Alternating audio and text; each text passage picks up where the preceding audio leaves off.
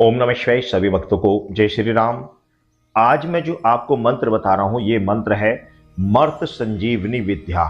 ये मंत्र है मर्त संजीवनी विद्या। मर्त संजीवनी विद्या समझते हैं आप?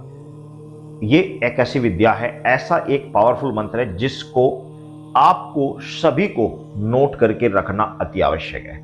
आप बीमार हो या स्वस्थ हो, लेकिन कभी न कभी आपको इस चीज की आवश्यकता पड़ सकती है। अपने लिए या परिवार में किसी भी बंदे के लिए आपको इसकी आवश्यकता पड़ सकती है। इसलिए मैं ये एक बात कहूंगा कि जितनी भी व्यक्ति मेरी इस वीडियो को देख रहे हैं उन सभी से निवेदन है कि इस मंत्र को नोट करके रख ले, क्योंकि भविष्य में आपके ये बहुत काम आने वाला है और बड़ा ही पावरफुल मंत्र है। इसका प्रयोग करने वाला व्यक्ति असाध्य से असाध्य रोग को भी बिल्कुल शांत कर देता है, ठीक कर देता है। एक ऐसे रोग जिनका कोई उपचार नहीं हो पा रहा है, किसी भी तरीके से उनको आराम नहीं हो पा रहा है, तो वो इस मंत्र के द्वारा ठीक हो सकते हैं। मैं ये नहीं कहूंगा कि आप डॉक्टरी इलाज ना करें, आप डॉक्टरी इलाज करें। जो भी डॉक्टरी इलाज आप कर रहे हैं उससे आपको आराम नहीं मिल रहा है तो आप इस मंत्र का आप प्रयोग कर सकते हैं। आप डॉक्टरी इलाज करते रहें, साथ में इसका भी प्रयोग करें, तो आपको बड़ी शीघ्र जिस रोग में दवाइयां काम नहीं कर रही थी वहां पर दवाइयां काम करेंगे, आपका रोग बड़ी शीघ्र आपका ठीक होने लग जाएगा। इस प्रयोग को किस तरीके से कैसे किया जाता है ये वेरी इंपॉर्टेंट विषय है और समझने का विषय है। अगर आप स्वस्थ हैं तो आप इसे साधना के रूप में कर सकते हैं, यानी कि निष्ठा नियम संकल्प के तौर पर कर सकते हैं। और यदि आप बीमार हैं और आप स्वयं ही कर रहे हैं तो आप बिस्तर पर लेटे लेटे भी इसका प्रयोग कर सकते हैं, या किसी ब्राह्मण के द्वारा भी संकल्प लेकर इसका प्रयोग कर सकते हैं। इस तरीके से किया जाएगा। आप नवरात्रों में इसका अनुष्ठान कर सकते हैं। नवरात्रों में करें, गुप्त नवरात्रों में करें, प्रत्यक्ष नवरात्रों में करें, या कोई शुभ दिन है, कोई त्योहार है, अच्छा त्योहार है, उस दिन से आप प्रारंभ करें। अन्यथा शुक्ल पक्ष के प्रथम रविवार से आप इसको प्रयोग आप प्रारंभ कर दें। आपने करना किस तरीके से है? यदि आप स्वस्थ हैं तो आप अपने घर में पूजा स्थान पर आप पूर्व या फिर उत्तर दिशा की ओर मुख करके आपने इस साधना को करना है। तो आपने अपने घर में पूजा का स्थान आपने रखना है, तो उसमें मां भगवती की फोटो इत्यादि या कैलेंडर इत्यादि आपको स्थापित कर लेना है। उसके बाद उनके सामने एक दीपक जला देना है। दीपक देसी घी का जलाना है। सामर्थ्य नहीं है तो आप तिल के तेल का भी प्रयोग कर सकते हैं। साथ में आपने एक पतासा ले लेना है। पतासे के ऊपर कपूर आपको रखना है। कपूर को आपको जला देना है। उसके ऊपर 2 लौंग आपको रख देनी है। ये माता को आपका भोग लग गया। उसके बाद में आपने सर्वप्रथम धरती माता को प्रणाम करना। उसके बाद आपने अपने आसन जिस पे तो आप बैठे हैं उसको प्रणाम करना। उसके बाद आपने अपने गुरुओं को प्रणाम करना। गुरु नहीं तो भगवान शंकर का ध्यान करना।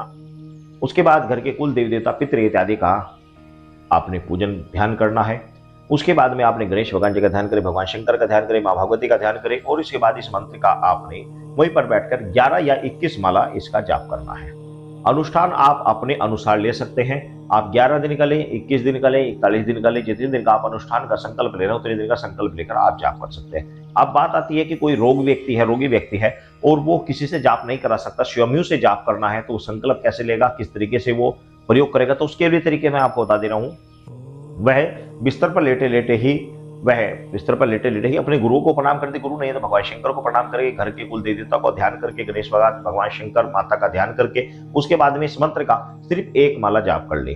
1 माला का जाप का मतलब यह है कि कुछ समय तक एक बार 1 माला से आइडिया लगा ले कि इतना समय लगता है, उतने समय तक प्रतिदिन उसको जाप करता रहे, या फिर जितना ज्यादा जाप करेगा उतनी ही शीघ्र उसे आराम मिलता चला जाएगा। कहने का तात्पर्य है कि इस मंत्र को जितना जपा जाएगा उतना ही फायदा होगा। और दूसरे के लिए भी इस मंत्र को तैयार करके रख सकते हैं। यदि कोई व्यक्ति है तो उसके लिए भी आप दूसरा व्यक्ति भी इस मंत्र को दूसरे व्यक्ति के निमित्त भी जाप कर सकता है, उससे भी बड़ी शीघ्र आराम मिल जाता है। क्योंकि यह जो मंत्र है, इस मंत्र के अंदर बीच में अमुक स्थान आया है, तो अमुक की जगह आपने उस व्यक्ति का नाम लेना होता है जो कि बीमार है, जिसके लिए आप प्रयोग कर रहे हैं। और यदि आप अपने लिए ही कर रहे हैं तो आप अपना नाम ले लें, अमुक नहीं बोलना है। अमुक का मतलब है कि वहां पर उस व्यक्ति का नाम लिखकर या भरकर आपको उस मंत्र को कंप्लीट कर लेना। उसके बाद में इसका जाप करना है। अनुष्ठान से करें या फिर प्रतिदिन थोड़ा थोड़ा जाप करते रहें, यह तुरंत ही कार्य करेगा। जितना ज्यादा जाप किया जाएगा उतना ही ज्यादा ये कार्य करेगा। अब आप पहले मंत्र सुन लीजिए। मंत्र है ओम नमो भगवती मर्त संजीवनी अमुक शांति कुरु कुरु स्वाहा। ये मंत्र है, बड़ा ही पावरफुल मंत्र है। इस मंत्र को आप जाप करें। बड़ा ही पावरफुल मंत्र है और इस मंत्र का चमत्कार बड़ी शीघ्र आपको दिखाई देगा। बड़ी शीघ्र आपको असाध्य से असाध्य रोग में भी आपको बड़ी शीघ्र आराम मिलना प्रारंभ हो जाएगा। जिस रोग को लेकर आप बड़ी लंबे समय से चिंतित थे, वह रोग आपका 100% ठीक होना प्रारंभ हो जाएगा। सभी इस मंत्र को नोट करके रख ले, भविष्य में कभी न कभी आपको इस चीज की आवश्यकता पड़ेगी। और इस मंत्र का जाप करने वाले व्यक्ति के जो रोग होते हैं वो बड़ी जल्दी ठीक होते हैं। तो इस मंत्र का प्रयोग करना अति आवश्यक है। बहुत अच्छा और बड़ा ही पावरफुल मंत्र है, रिजल्ट बहुत अच्छा है। सभी भक्तों को जय श्री राम।